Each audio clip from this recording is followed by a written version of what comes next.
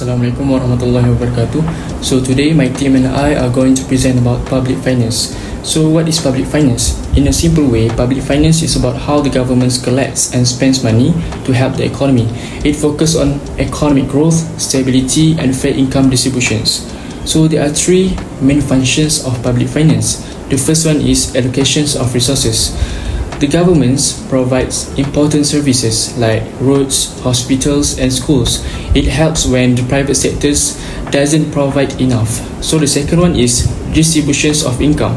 It reduces income gap between rich and poor by use tax and financial aid like subsidies and welfare.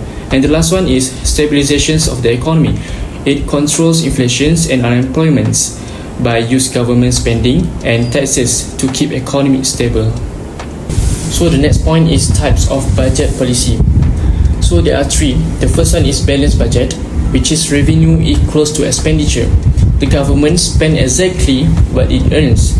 It avoids debts but limits room for economic interventions. It's suitable during stable economic periods. The second one is surplus budget, revenue over expenditure. The government collects more revenue than it spends. It used during inflationary periods to withdraw excess money from the company and reduce inflationary pressure, and it can be saved or used to pay off debt. The last one is deficit budget, which is expenditure over revenue. The government spends more than it earns, which is like borrows money used during recessions or slow growth periods to inject demand into the economy. This can lead to higher economic growth and job creations in the short terms. And these the effects of budget policies.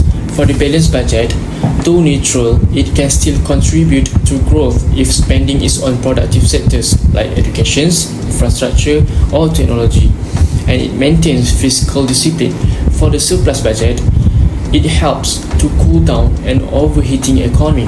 It reduces inflation but might slow down growth if demand falls too much. And for the deficit budget, it stimulates demand and boosts economic growth, can increase public debts if used for too long or for non-productive spending. So the next point is sources of government revenue. So there is tax. The first one is direct tax, which is collected directly from individuals or organizations. For example, income tax charged on personal earnings, corporate tax charged on company profits, and property tax charged on owned properties based on the ability to pay principal. And the second one is indirect tax, which is collected indirectly through goods and services. For example, sales tax added to the price of goods or services. Consumers pay when they spend, and business pass the tax to the government. And the last one is non-tax revenue, other income sources that are not related to taxations. For example, investment, earnings from governments, owned companies or bonds, fines and penalties collected for breaking laws, rentals from government's properties, royalties from natural resources, for example, oil and minerals. Hi, my name is Muhammad Hafiz Izzuddin, and today I'm going to talk about the first one is types of tax structure. We have three types of tax structure, which is progressive tax, which means by the higher income, the higher tax rate. Then we have proportional tax, means that the tax rate is constant and unaffected by any level of income.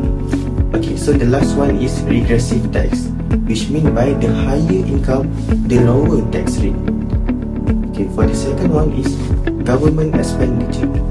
We have two types of government expenditure, which is operating expenditure and development expenditure.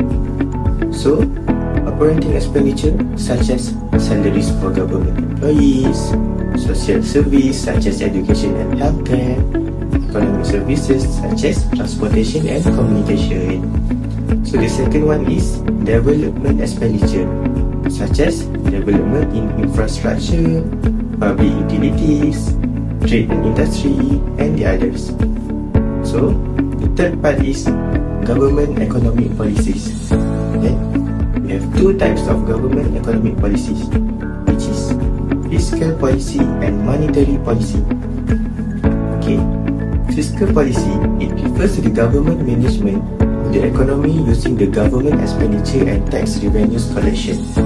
For the monetary policy, it managed by the central bank to achieve three goals, which is price stability, full employment, and economic growth. For the fourth part, we have government action to control the economy. So, government takes several actions to control the economy, such as price control, rationing, special program, or subsidies such as subsidies for petroleum, gas, and the others. So for the last one, we have public finance in Islam. So as we know, public finance in Islam is assigned by the Islamic law, which is Sharia, through consultation of Shura. So there are several types of revenue in public finance in Islam, such as zakat, tax on furuj, which means land, tax on ushur, which means agriculture, we have wakaf, and we have sadaqah. So that's all from me. Thank you.